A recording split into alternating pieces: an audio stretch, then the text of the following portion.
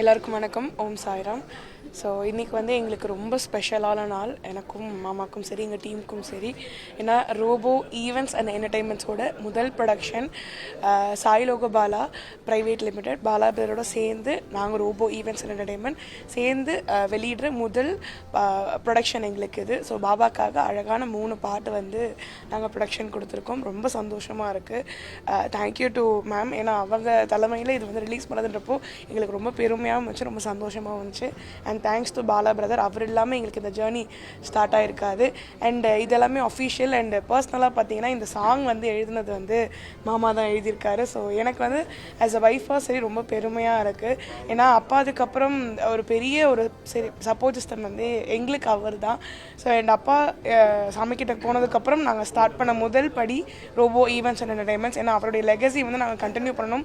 அப்பா எங்களுக்கு சொல்லிக் கொடுத்தது வந்து சிரிக்க வைக்கணும், எல்லாரையும் மகிழ் வைக்கணும். அதுதான் அப்பா எங்களுக்கு சொல்லிக் கொடுத்தது. ஸோ அவர் விட்ட இடத்துலேருந்து நாங்கள் 2 பேரும் தொடங்க ஆரம்பித்தோம். ஸோ அப்படி ஆரம்பித்ததான் ரோபோ ஈவெண்ட்ஸ் அண்ட் என்டர்டெயின்மெண்ட்ஸ். அதில் வந்து முதல் பாடலில் வந்து மாமா வந்து லிரிக்கா பாடலாசிரியராக வந்து லான்ச் ஆகிருக்காருன்றப்போ ரொம்ப சந்தோஷமாக இருக்குது, ஹாப்பியாக இருக்குது. அண்ட் எங்களோட டீம் மோகன் பிரதர் அண்ட் டீம் வந்து மியூசிக் கம்போஸ் பண்ணியிருக்காங்க. ஏன்னா எங்களோட டீமே எல்லாருமே பார்த்தீங்கன்னா ரொம்ப ஸ்க்ராட்ச்லேருந்து சாதிக்கணும் அப்படின்ற ஒரு வெறியோடு இருக்கிறவங்க தான். ஸோ அவங்க எல்லாருமே வந்து இன்றைக்கி சேர்ந்து இந்த ப்ரொடக்ஷன் இன்றைக்கி கொடுத்துருக்கோம். ஸோ கண்டிப்பாக பாபா டிவோட்டிஸ் எல்லாருக்குமே இந்த பாடல் ரொம்ப பிடிக்கும். அதை தாண்டியும் நீங்கள் கண்டிப்பாக கேட்கலாம், அவ்வளோ சோல்ஃபுல்லாக இருக்குது. So thank you so much. கண்டிப்பாக ரொம்ப மிஸ் பண்ணுறேன் பிரதர். அவர் இல்லாமல் வந்து நாங்கள் எடுத்து வைக்கிற முதல் படி இது தான். பட் ஆனால் கண்டிப்பாக அவர் வந்து பாபாவோடு சேர்ந்து எங்களை மேலேருந்து ப்ளஸ் பண்ணுவார். எங்களுக்காக எப்பயுமே ஒரு சோல்ஃபுல் லைட்டாக எங்கள் கூட அவர் ட்ராவல் பண்ணுவார்ன்ற பெரிய நம்பிக்கையோடும் அவர் இல்லாத ஒரு வருத்தத்தோடும் தான் நாங்கள் ஆக்சுவலி இருக்கோம்.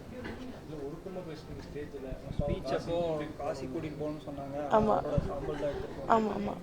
ஆனால் இப்போ வந்து உங்களோட சாங்கு அந்த இடத்துல இருந்து ஆரம்பிக்குது அப்படிங்கிறப்போ கண்டிப்பாக எங்களுக்கான ஒரு முதல் வெற்றிப்படி தான். ஏன்னா அப்பா எப்பயுமே எங்களுக்கு சொல்லிக் கொடுத்தது ஒவ்வொரு வாய்ப்புகளையும் நீங்கள் வந்து யூஸ் பண்ணிக்கிட்டே இருங்கன்னு.